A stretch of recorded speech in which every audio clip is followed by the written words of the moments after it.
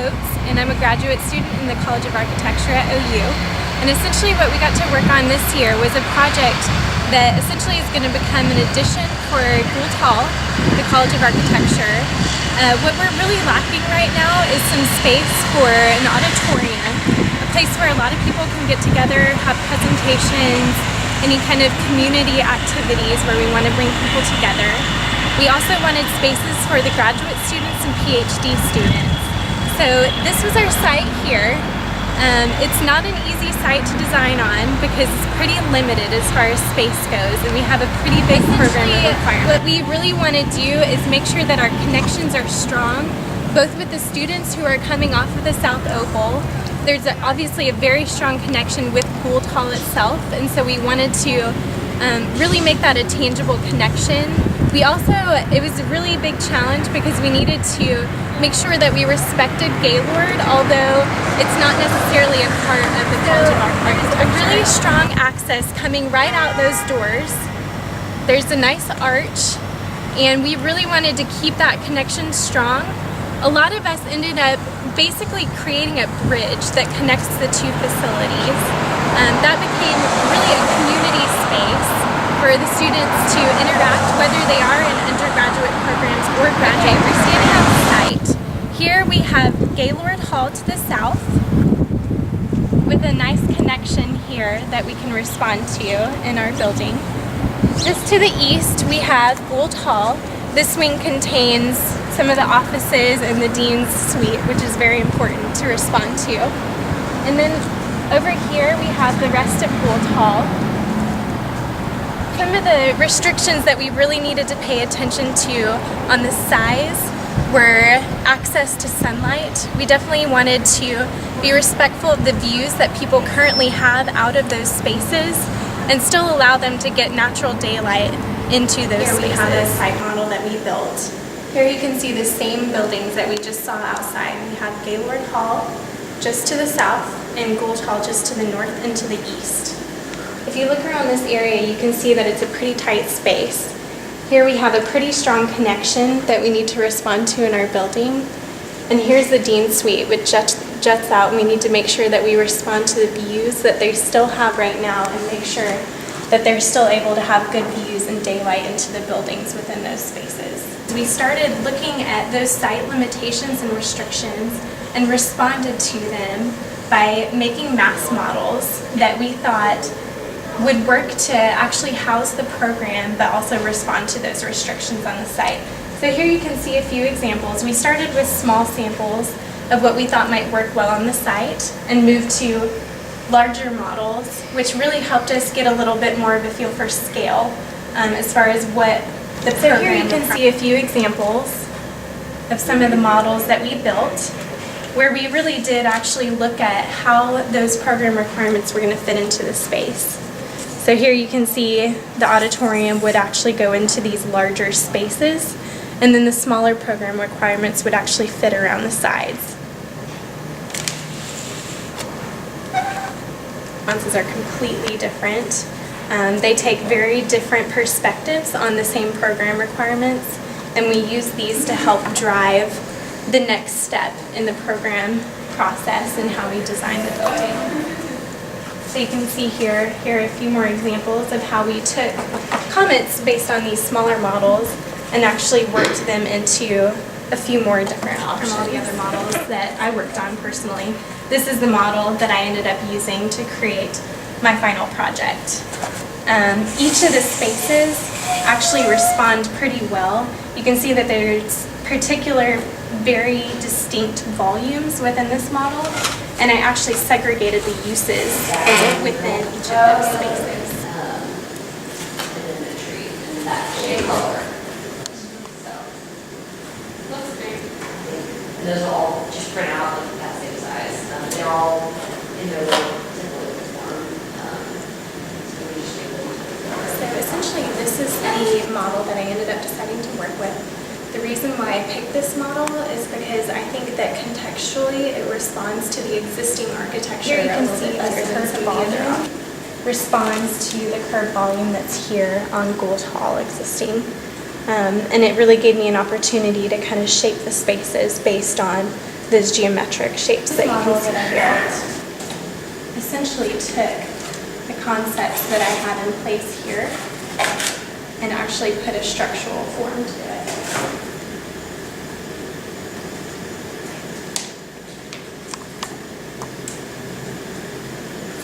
So here you can see that the shape of the actual facility was refined a lot based on a structural grid system. The spaces actually stayed in the same location, but I was really able to work with that to make sure that my structure would respond to all of the necessary heights, floor-to-floor heights, and connections to Gould Hall. Here we decided to take a section of our building and really develop the structural elements that are going to be involved in that part of the building. So here you can see I have a pretty basic structural system, but part of this exercise was to go ahead and figure out how some of these curtain walls were going to work as well. It's definitely a working model, so it was something that we kind of figured out as we went, and that exercise is really valuable because there are things that you discover along the way that you wouldn't otherwise.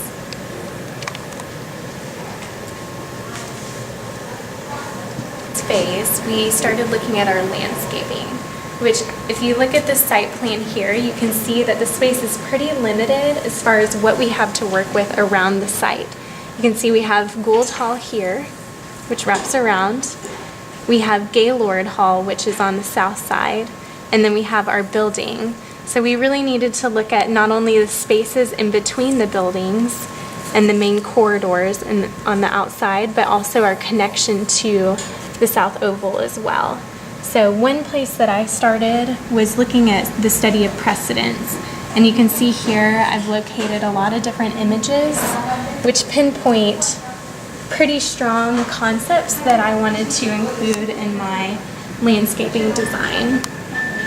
From there we took those concepts and looked at ways that we could actually incorporate them into the site design. Some of those concepts could include ideas on sustainability, covering specific areas for a certain kind of use, outdoor classrooms, water features. We really wanted to make this space a usable space and an area that the students would really enjoy using, whether it be in between classes or even for a class. Creating our west facade and developing that side of our building was to be able to have kind of a face to our building, to essentially have a good first impression, one that responds to the context, one that responds to the architecture of the surrounding buildings, but is also strong and speaks for the activities and the education that's happening inside the building. We want to respond to the desires of the students, which can be last semester, when you did your concept design development on this one here, by incorporating all the important elements, all the important components that put a building together, including, of course, starting with a structural system and a kind of curtain wall that here is very sketchy, is a kind of diagram, and in terms of the design, it's just a stereotype, your truss and everything. Now, in new semester, spring semester, the focus was to look into this area, investigate everything that is so important and influential, and finally you come up with your own invention, your own solution for a sustainable curtain wall that meet all the requirements of the project. The green architecture is one of them, energy saving and innovative system. So would you like to talk about these ideas? I had to really expand on what I designed here because this is very schematic. I have a lot of concepts represented here, but they're not represented very accurately, or design-wise, they're not very thoroughly developed. So here I already have a double skin in place, a curved facade, and some sort of horizontal member, but they're not really acting as anything right now. To me, they kind of represented both a structural element to support that, but also the fact that I would need some sort of horizontal grate for maintenance to go ahead and clean the windows. So I essentially took this and I really needed to develop it further, so we began working on this model here. I really wanted to make my structural portion of this wall to be very dynamic, and so I looked at a lot of different precedents, and I really wanted something that brought in a diagonal shape behind for the structure, but then overlaid a more linear vertical and horizontal structure for my actual glazing. So you can see here, I went ahead and incorporated a diagonal structure that interconnects and essentially supports the entire wall. As I was doing this, I realized that those horizontal connections were not going to be sufficient enough to support my external glazing wall for my double skin.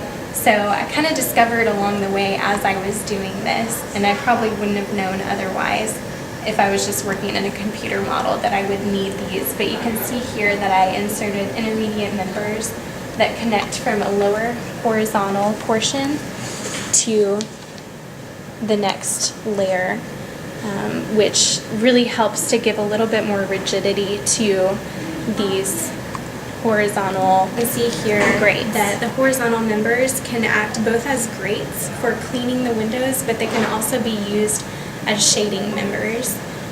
These bottom grates actually open and close to let air in, and then there will be grates at the top to let air out.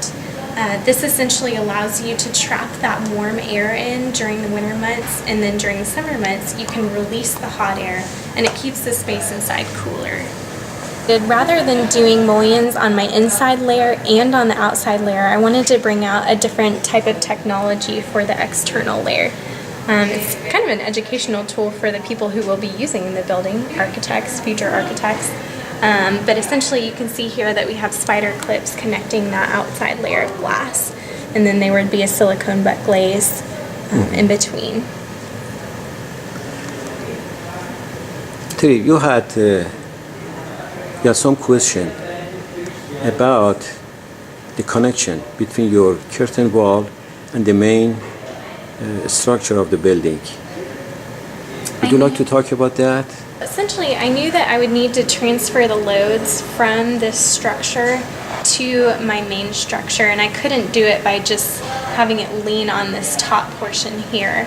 So I decided to basically transfer my loads down into the rest of the main structure of the building using these beams, which would essentially connect at the connections of the structure here and transfer those loads down into the beams here.